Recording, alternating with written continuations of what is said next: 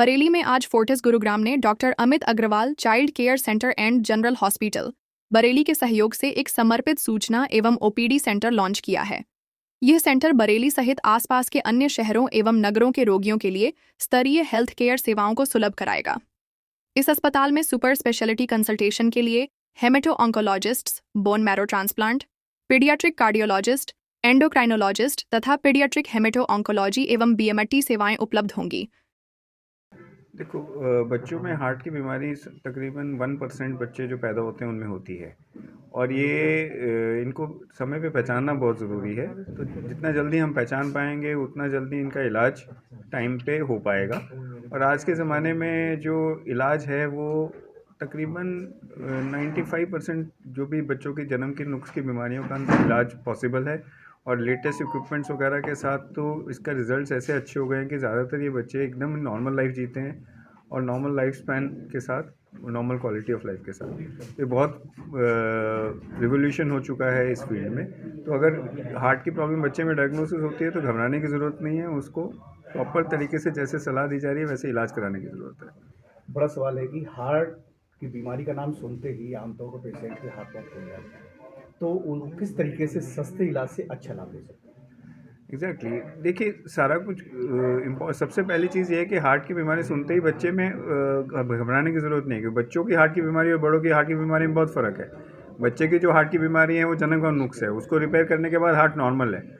एक एडल्ट आदमी की हार्ट की बीमारी जो होती है वो अलग है, उसमें ट्रीटमेंट के बाद उसको हम मे बी 20 साल या 25 साल की ज़िंदगी देते हैं, लेकिन बच्चे की हार्ट की बीमारी की ट्रीटमेंट के बाद हम उसको 70 साल की पूरी ज़िंदगी, जितनी लाइफ एक्सपेक्टेंसी आज की डेट में हमारी है वो पूरे देते हैं। तो वो बहुत बड़ा डिफरेंस है। और इतनी सारी एनजीओज़ वगैरह के सपोर्ट से ज़्यादा खर्चे के बिना इस चीज़ का ट्रीटमेंट का फ़ायदा उठाया जा सकता है, जिसमें बच्चे बिल्कुल ठीक हो जाते हैं।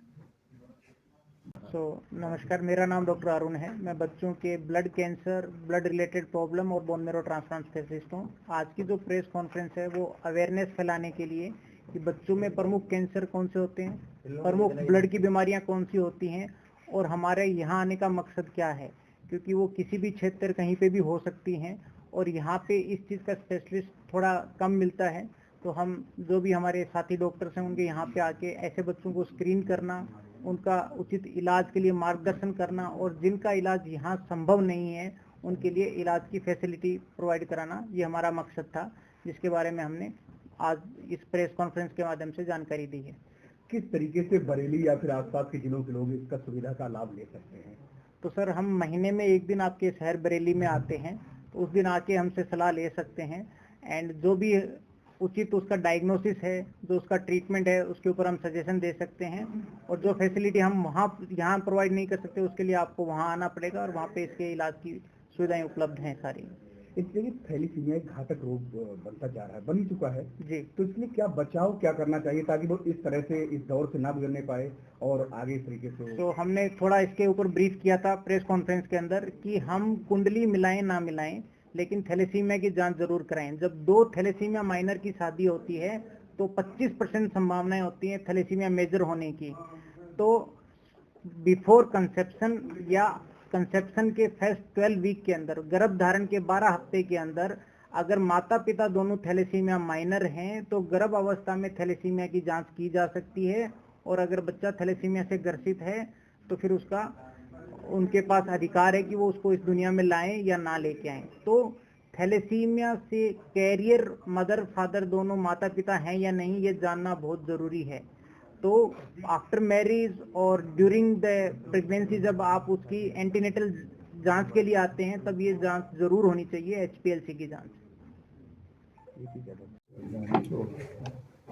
डॉक्टर साहब, बच्चों के रोग लगातार तेजी से बढ़ते चले जा रहे हैं उनके अंदर, तो ऐसे में चाहे वो दिल की बीमारी संबंधित हो या फिर थैलीसीमिया जैसी, तो इसके लिए बरेली में किस तरीके की सुविधाएं आगे मुहैया कराई जाएगी ताकि लोग अपना इलाज करा? देखिए, बच्चों के बहुत अच्छे डॉक्टर यहाँ पे हैं बरेली में, लेकिन कुछ चीज़ें ऐसी हैं जो कि बरेली में जो संभव नहीं है।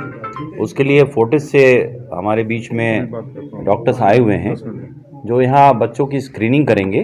कुछ ऐसी बीमारियाँ हैं जैसे कंजेनाइटल हार्ट डिसीज़ या कुछ ब्रेन ट्यूमर, जो बच्चों में दिमाग का कैंसर, कुछ ऐसी गंभीर बीमारियां हैं या थैलेसीमिया, और इस तरीके के मरीजों में जो एक बोन मैरो ट्रांसप्लांट एक ऐसी चीज़ है जो इनका परमानेंट इलाज है। कुछ इस तरीके के इलाज जो बरेली में संभव नहीं है और उन मरीजों को फ़ायदा मिल सके, इसलिए फोर्टिस हॉस्पिटल से टीम यहाँ आज आई है और बरेली के डॉक्टर्स के लिए आज एक CME का भी और हम आयोजन कर रहे हैं, जिसमें कि हम आपस में अनुभव साझा करेंगे कि बरेली में किस तरीके से इलाज इसका करते हैं, या सर बताएंगे कि हम फोर्टिस में हम क्या इससे बेहतर सुविधाएं दे सकते हैं। तो दोनों के बीच में जो एक कोऑर्डिनेशन होगा, सामंजस्य होगा, उससे मरीजों को निश्चित रूप से एक बेहतर इलाज मिलेगा। जो पीड़ित परिवार होंगे वो किस तरीके से, किस जगह जाकर के या किस सेंटर पर जाकर के इस चीज़ के बारे में लाभ ले सकते हैं?